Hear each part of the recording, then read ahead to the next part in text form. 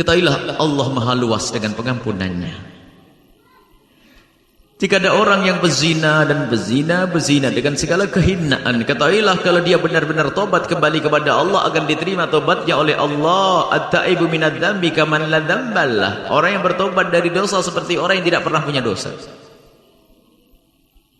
Tobat yang sesungguhnya, mungkin dia adalah seorang pelacur. Maka dari itu jangan sekali-kali Anda merendahkan orang lain. Bisa saja dibalik orang itu menjadi orang mulia lalu Anda dihinakan. Dia berzina, mungkin berzina, melakukan kehinaan, naudzubillah. Akan tapi lihat, itu masa lalu mereka. Bisa saja setelah itu tobat, menangis, menyesali dosa. Setelah itu bisa menjadi seorang soleh, bahkan bisa menjadi wali kutub. Karena pembatasnya adalah tobat itu sendiri. Tobat itu menyesal, benci dengan kejadian yang lalu. Dia betul-betul benci, menyesal dan menyesal. Kalau ingat, menangis dan menangis. Ada tobat dusta, tobat palsu.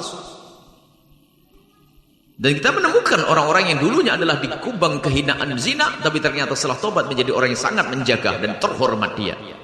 Nah ini Allah Maha Pengampun. Kalaupun ada yang mendengar suara ini adalah hamba yang sering terjerumus dalam perzinaan, ketahuilah Allah Maha Luas dengan pengampunan. Dengan catatan Anda menyesal dan berjanji tidak mengulangi, sebesar apapun dosamu, maka ketahuilah pengampunan Allah lebih agung daripada dosamu, wahai hamba yang berdosa.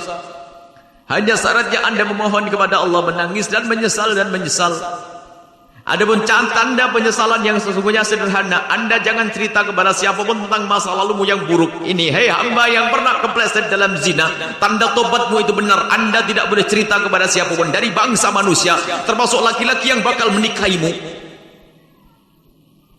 Ini kebodohan, berkedunguan seorang wanita yang kepleset dalam zina diceritakan kepada manusia yang lain.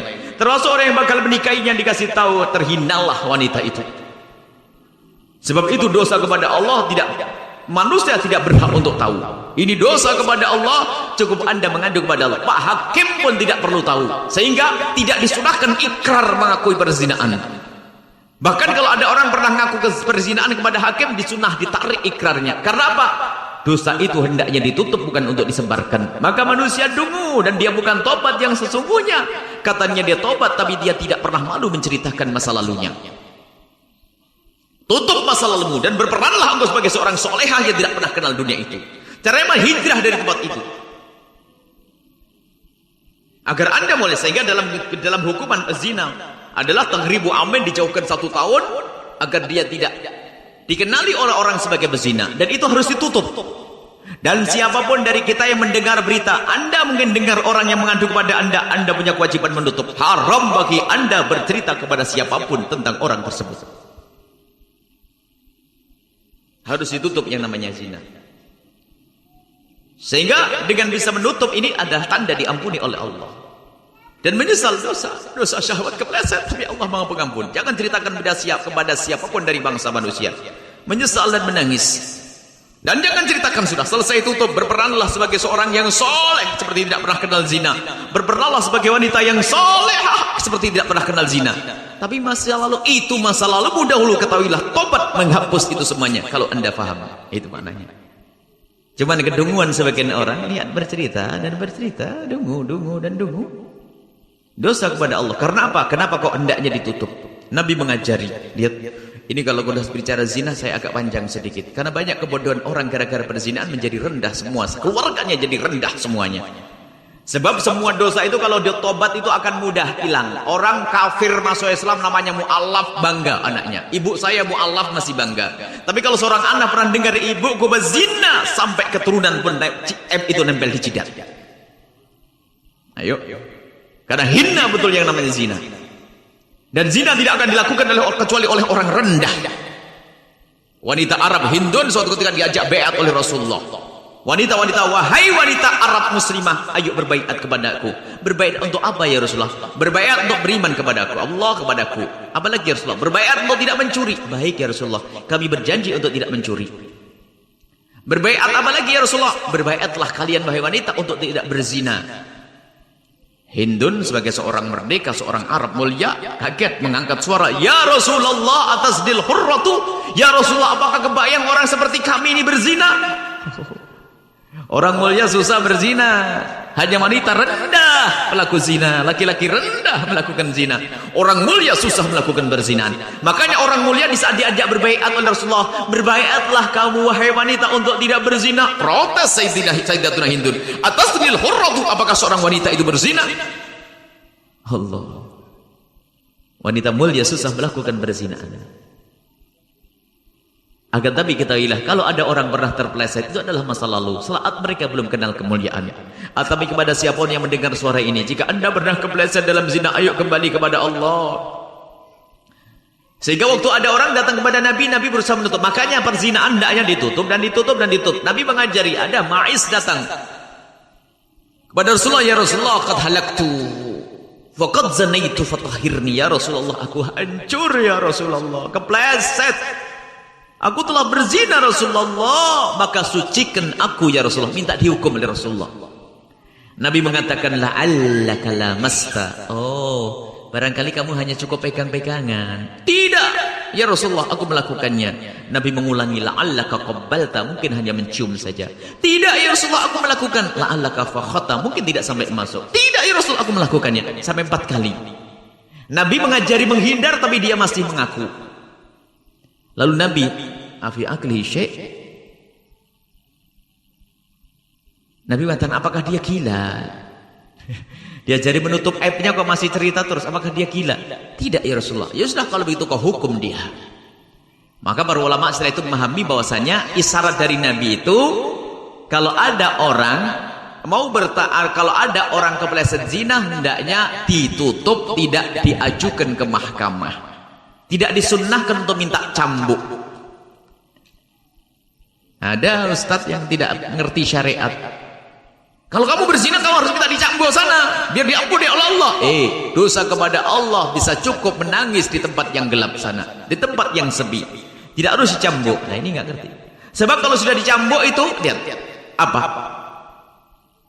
Tidak hanya dosa dia memang diangkat, akan tapi siapa orang yang ada di kiri kanannya semakin tahu, oh dia dicambuk gara-gara zina. Dan kalau ada orang sudah diketahui oleh masyarakatnya sebagai pezina, susah, berat untuk tobat. Makanya menutup aib. Maka kalau anda mendengar berita tentang perzinahan, tutup, berjanji demi Allah aku tidak boleh cerita kepada siapapun. Termasuk ada seorang wanita ngadu kepada kami perzinahan, haram bagi kami menceritakan kepada istri. Ada urusan apa istri saya tahu? Untuk apa Umi harus tahu? Tidak, selagi orang mengadu kepada saya, hanya saya yang tahu. Dan itu pun saya menyumpah jangan cerita lagi kepada siapapun. Kadang-kadang keperucut. Seorang wanita tiba-tiba, Buya, mohon maaf, tolong saya Buya. Kenapa ada? Saya telanjur zina. Aduh, saya keperucut ngomong. Gimana ini? Seharusnya kau tidak cerita kepadaku yang demikian itu. Tapi saya tidak tahu jalan Buya. Kalau baik, saya kasih jalan saja. Hendaknya ditutup. Coba kalau tidak ditutup, satu kampung ada orang sudah ketahuan zina. Na'udzubillah. Sudah ketahuan. Kalau sudah ketahuan biasanya putus asa. Alah, ngapain saya tahan-tahan pun satu kampung sudah tahu kalau saya zina. Anda pun ternyata mencibir kepada dia, hei berzina, awas suamimu aku akan kugoda. Loh, bisa berjanji begitu. Karena dia sudah busuk. Tapi kalau orang itu tertutup, lihat, di kampungnya masih dianggap sebagai orang mulia, dia susah melakukan berzina. Kalau masih punya rasa malu, yang jadi masalah kalau sudah putus asa. Coba Anda melihat, na'udzubillah, semoga Allah mengangkat, mengampuni, misalnya pelacur misalnya. Pelacur kalau sudah di kampung, sudah sebagai pelacur, sudah nggak malu lagi. Berangkat sore sudah ketahuan dengan dandannya. Mau kemana? Ya sudah, mau dagang. Sudah biasa, karena apa? Sudah diketahui oleh masyarakatnya sebagai berzina. Dan untuk tobat berat itu semuanya. Biasa kalau kami bicara masalah ini, karena permasalahan ini sangat berat sekali. Dan banyak kejadian di sana sini. Zina adalah hina. Zina adalah rendah. Maka dari itu, wahai hamba Allah, hindarkan anak-anak kita dari zina. Dengan masukkan mereka kepada pendidikan yang benar. Hindarkan anak kita dari zina dengan mempermudah pernikahan. Jangan mempersulit pernikahan, wahai hamba-hamba Allah, hai para ibu, jangan kau jerumuskan anakmu ke neraka. Di saat anakmu sudah butuh nikah, hendaknya kau nikahkan, jangan kau tunda. Belum kuliah, Buya, enggak pakai kuliah, kuliahnya nanti setelah menikah. Belum bekerja, nanti akan ketemu pekerjaannya. Sebagai orang tua kadang susah. Awas wahai orang tua, kalau dia melakukan zina gara-gara Anda melarang menikah, Anda dapat dosa pertama sebelum sang anak. Alangkah banyaknya orang tua yang mempersulit pernikahan anaknya, alasannya apa? Kamu masih sekolah belum selesai, selesaikan dulu sekolahmu nak. dia tuh bingung karena syahwatnya bergolak, kemudian sudah dekat sama seseorang, sama ibunya harus selesaikan kuliah, setiap hari bertemu dan teleponan, iblis berbisik, iblis berbisik. Akhirnya sudahlah nunggu nuruti kemauan ibu, sebab saya pun minta nikah tetap tidak diperkenankan. Sudah, akhirnya benarlah sang anak nanti dapat gelar sarjana ekonomi, sarjana apapun plus zina, ibunya masuk neraka dulu. Ini hati-hati urusan berzina adalah rendah. Nikah macam-macam. Kita menikahkan anak-anak di pondok, ada yang umur 17 tahun mau nikah, 18 tahun nikah. Oh nikah. Makanya saya marah kalau ada anak santri melanggar Allah, saya marah. Kalau ada anak santri ingin nikah, saya carikan. Ayo. Ya, bersyukurlah jadi santri yang cepat dinikahkan. Ayo, jadi santri tak nikahkan lambat-lambat enggak boleh. Nikah. Karena halal. Sebab kalau tidak halal, haram dibuka. Na'udzubillah. Saya tidak. Apalagi namanya perzinaan, kehinaan. Akan tapi kepada hamba yang pernah kepleset dalam zina, ingat Allah Maha Pengampun. Jangan sampai Anda masuk bab putus asa. Sebab kalau ada orang putus asa dosanya lebih gede daripada dosa itu sendiri. Sehingga akan menjadi pezina, pelacur. Sebagian ada orang karena kedunguannya. Misalnya apa? Kenapa kamu jadi pelacur? Ini kisah nyata. Ada satu kisah seorang pelacur. Gimana kisahmu jadi pelacur? Karena saya diperkosa oleh paman saya. Pamanmu memperkosa adalah hina. Tapi apakah setelah diperkosa sudah putus asa pun saya sudah tidak perawan? Urus saya dengan perawanan. Karena dia sudah diperkosa oleh pamannya, jadi putus asa, jadi pelacur. Nasib buruk. Kamu diperkosa tidak dosa, tinggal minta ampun kepada Allah, tinggal. Tapi kan saya sudah, ini setan yang mengajari. Urusan keperawanan diketahuilah, Allah tidak melihat itu semuanya. Allah melihat kamu tobat atau tidak tobat. Apalagi kasusnya diperkosa. Gara-gara tidak ada keperawanannya, makanya dulu pernah suara di kota ini juga kalau tidak salah. Mau dilihat tentang keperawanan, tidak tahu di sekolah. Wah, ini adalah program menjerumuskan ini. Kalau ada orang berzina pun harus tutup. Sekarang mau dilihat perawan atau tidak perawan. Ini model apa ini? Maka ilmu syariat itu harus ditegakkan saat itu ada. Jadi ketahuilah, kalau ada berzina di tengah orang-orang soleh, dia tidak akan kelihatan berzina. Dia akan menjadi orang soleh. Kalau ada seorang perempuan berzina, lalu bertobat masuk di kalangan orang soleh, tidak akan tampak berzinaannya. Bahkan dia mungkin lebih solehah lagi. Jadi tugas kita adalah menutup. Lalu apa selangkah selanjutnya orang-orang tersebut adalah di samping menyesali, menutup aibnya. Tidak boleh bercerita kepada siapapun, berperanlah menjadi seorang soleh. Saya satu contoh penutup. Jadi kenyataan. Suatu ketika ngisi di sebuah LP, lembaga masyarakat. Ada seorang laki-laki itu menangis dan menangis. Subhanallah. Laki-laki menangis dan menangis. Rupanya menangisnya adalah memang menangis tobat. Tapi dia keluarnya masih lama. Cuman yang menjadikan penyesalan saya lebih besar lagi, Bu ya. Saya telah menjerumuskan 2 adik perempuan saya untuk menjadi pelacur. Saya lihat wajahnya laki-laki ini adalah wajah seorang yang ganteng. Ganteng wajahnya. Ada dikiaskan, berarti adik-adik perempuannya adalah wanita yang cantik. Berarti fitnahnya sangat besar. Saya berkata, di mana adikmu? Buya ada kerja di ini, pelacur di sini, panggilan hotel. Bisa datang kepada saya? Saya sangat senang kalau dia bisa datang kepada saya. Baik, saya akan hubungi adik saya. Dari 2, yang 1 datang. Tidak saya sebut, tentunya ini adalah aib kalau tidak menyebut namanya dia. Dan saya pun minta tolong kepada orang tersebut, saya akan ceritakan tapi tidak saya sebut namamu. Nah, kau adalah orang solehah.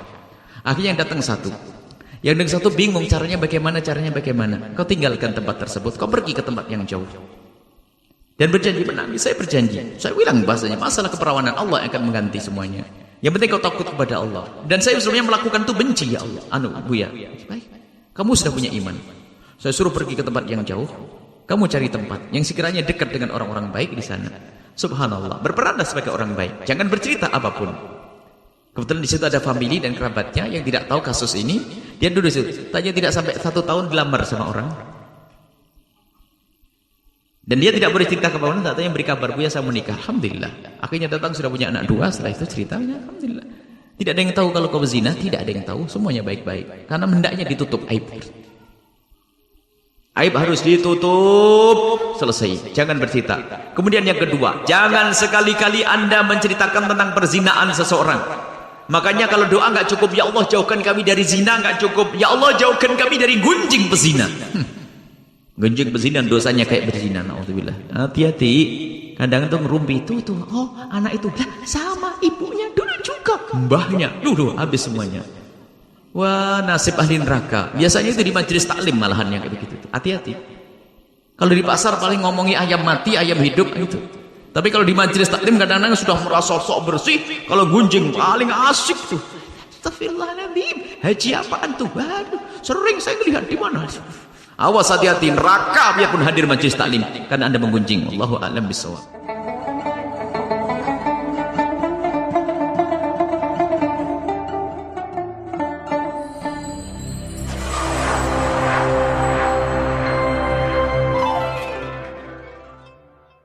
Tinggal, tapi kan saya sudah ini setan yang mengajari urusan keperawanan. Diketahuilah Allah tidak melihat itu semuanya. Allah melihat kamu tobat atau tidak tobat. Apalagi kasusnya diperkosa. Gara-gara tidak ada keperawanannya, makanya dulu pernah suara di kota ini juga kalau tidak salah, mau dilihat tentang keperawanan atau di sekolah. Wah, ini adalah program menjerumuskan ini. Kalau ada orang berzina pun harus tutup. Sekarang mau dilihat perawan atau tidak perawan. Ini model apa ini? Maka ilmu syariat itu harus ditegakkan saat itu ada. Jadi ketahuilah, kalau ada berzina di tengah orang-orang soleh, dia tidak akan kelihatan berzina. Dia akan menjadi orang soleh. Kalau ada seorang perempuan berzina, lalu bertobat masuk di kalangan orang soleh, tidak akan tampak berzinaannya. Bahkan dia mungkin lebih solehah lagi. Jadi tugas kita adalah menutup. Lalu apa selangkah selanjutnya orang-orang tersebut adalah di samping menyesali, menutup aibnya. Tidak boleh bercerita kepada siapapun, berperanlah menjadi seorang soleh. Saya satu contoh penutup. Dan ini kenyataan. Suatu ketika ngisi di sebuah LP, lembaga masyarakat. Ada seorang laki-laki itu menangis dan menangis. Subhanallah. Laki-laki menangis dan menangis. Rupanya menangisnya adalah memang menangis tobat. Tapi dia keluarnya masih lama. Cuman yang menjadikan penyesalan saya lebih besar lagi, Buya, saya telah menjerumuskan dua adik perempuan saya untuk menjadi pelacur. Saya lihat wajahnya laki-laki ini adalah wajah seorang yang ganteng. Ganteng wajahnya. Ada dikiaskan, berarti adik-adik perempuannya adalah wanita yang cantik. Berarti fitnahnya sangat besar. Saya berkata, di mana adikmu? Buya ada kerja di ini, pelacur di sini, panggilan hotel.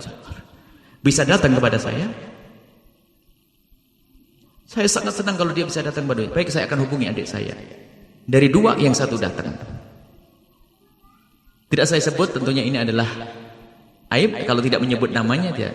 Dan saya pun minta tolong kepada orang tersebut, saya akan ceritakan tapi tidak saya sebut namamu. Nak, kau adalah orang solehah. Akhirnya yang datang satu.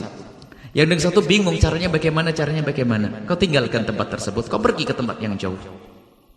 Dan berjanji menangis, saya berjanji. Saya bilang bahasanya, masalah keperawanan Allah akan mengganti semuanya. Yang penting kau takut kepada Allah. Dan saya sebenarnya melakukan itu benci, ya Allah. Buya, baik. Kamu sudah punya iman. Saya suruh pergi ke tempat yang jauh. Kamu cari tempat yang sekiranya dekat dengan orang-orang baik di sana. Subhanallah. Berperanlah sebagai orang baik. Jangan bercerita apapun. Kebetulan di situ ada famili dan kerabatnya yang tidak tahu kasus ini. Dia duduk di situ. Tanya tidak sampai 1 tahun dilamar sama orang. Dan dia tidak boleh cerita kepada orang. Tanya beri kabar, Buya saya menikah. Alhamdulillah. Akhirnya datang sudah punya anak 2. Setelah itu ceritanya, alhamdulillah. Tidak ada yang tahu kalau kau berzina, tidak ada yang tahu, semuanya baik-baik. Karena hendaknya ditutup aib. Aib harus ditutup, selesai. Jangan bercerita. Kemudian yang kedua, jangan sekali-kali Anda menceritakan tentang perzinaan seseorang. Makanya kalau doa nggak cukup, ya Allah jauhkan kami dari zina, nggak cukup. Ya Allah jauhkan kami dari gunjing pezina. Gunjing pezina dosanya kayak berzina. Nauzubillah. Hati-hati. Kadang tuh ngerumpi tuh, oh anak itu lah sama ibunya dulu juga, mbahnya dulu habis semuanya. Wah, nasib ahli neraka. Biasanya itu di majelis taklim malahan yang kayak begitu. Hati-hati. Kalau di pasar paling ngomongi ayam mati, ayam hidup itu. Tapi kalau di majelis taklim kadang-kadang sudah merasa sok bersih, kalau gunjing paling asik tuh. Astagfirullahaladzim. Haji apaan tuh? Waduh, sering saya lihat di mana. Awas, hati-hati, neraka biarpun hadir majelis taklim karena Anda menggunjing. Wallahu a'lam bishawab.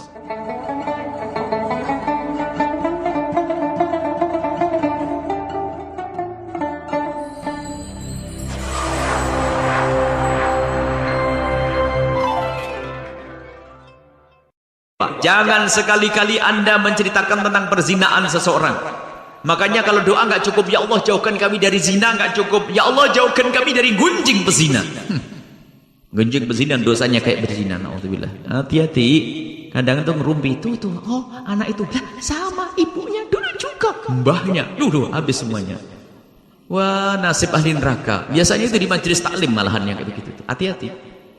Kalau di pasar paling ngomongi ayam mati, ayam hidup itu. Tapi kalau di majelis taklim kadang-kadang sudah merasa sok bersih, kalau gunjing paling asik tuh. Astagfirullahaladzim, haji apaan tuh? Waduh, sering saya lihat di mana. Awas hati-hati, neraka biarpun hadir majelis taklim karena Anda menggunjing. Wallahu a'lam bishawab.